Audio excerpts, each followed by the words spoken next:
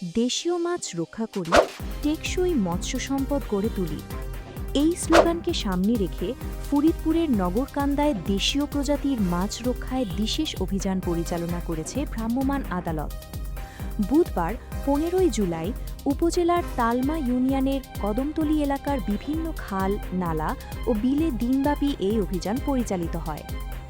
এই সময় প্রায় ২.৫ লাখ টাকা মূল্যের অবৈধ চায়না দুয়ারি জাল জব্দ করে তা আগুনে পুড়িয়ে ধ্বংস করা হয়।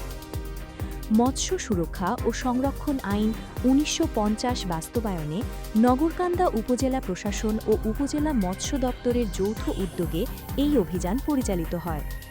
অভিযানের নেতৃত্ব দেন নগরকান্দা উপজেলা নির্বাহী কর্মকর্তা এবং নির্বাহী ম্যাজিস্ট্রেট রেজওয়ানা আফরিনের সাথে উপস্থিত ছিলেন উপজেলা মৎস্য কর্মকর্তা আবদুল্লাহিল আবরার সহ আইন শৃঙ্খলা রক্ষাকারী বাহিনীর সদস্যরা।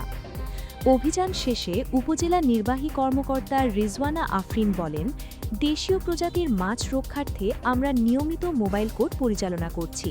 আচ্ছা, আমরা গতকালও চায়না দুয়ারি জাল গিয়ে দিয়েছি।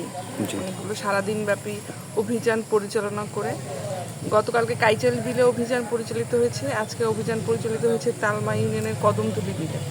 তো চায়না দুয়ারি জাল এবং সকল ধরনের অবৈধ স্থাপনার উপরেই গিয়ে আমাদের অভিযানটা থাকবে। আপনি যেটা বললেন যে ভ্যাসালের কথা, সেটা নিয়েও আমরা কথা বলেছি। আমাদের যেহেতু এখন বর্ষার পানিটা বেশি আছে, এই মুহূর্তে চায়না দুয়ারি জালের প্রভাবটা অনেক বেশি থাকে।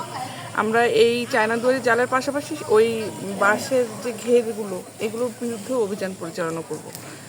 অভিযান শুরু হয়েছে মাত্র, সামনের দিনগুলোতে আপনারা দেখতে পারবেন এই যে প্রতিনিয়ত অভিযান পরিচালিত হবে এটার উপরে। অভিযান অব্যাহত থাকবে। হ্যাঁ, অভিযান অব্যাহত থাকবে, কারণ দেশীয় মাছ রক্ষার্থে আমাদের এর আসলে কোনো বিকল্প নেই এবং সকলকে সচেতন হওয়ার জন্য আহ্বান জানাচ্ছি।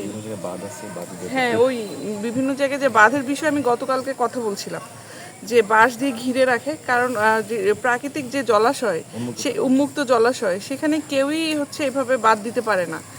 তো এখানে অনেক সময় গ্রামের মধ্যে ভাগাভাগি করে তারা অবৈধভাবে দিয়ে তারা নিজেরা মাছ ছাড়ে এবং তারা মনে করছে যে আমরা গ্রামে সমঝোতা করে এভাবে দিচ্ছি, এতে কোনো সমস্যা নেই। কিন্তু আসলে বিষয়টা সেটা নয়। উন্মুক্ত জলাশয়ে কখনোই কেউ বাদ দিতে পারবে না। তো ওটার জন্য আমাদের অভিযান পরিচালিত হবে। আর এই চায়না দুয়ারি জাল, চায়না জাল সব কিছুর বিরুদ্ধেই প্রতিনিয়ত অভিযান থাকবে। দেশীয় মাছ রক্ষার্থে এই ধরনের অভিযান অব্যাহত থাকবে বলে জানিয়েছে উপজেলা প্রশাসন। একই সঙ্গে মৎস্য সম্পদ রক্ষায় এলাকার সাধারণ জনগণকে স্বতঃস্ফূর্তভাবে সচেতন হওয়ারও আহ্বান জানান উপজেলা নির্বাহী কর্মকর্তা।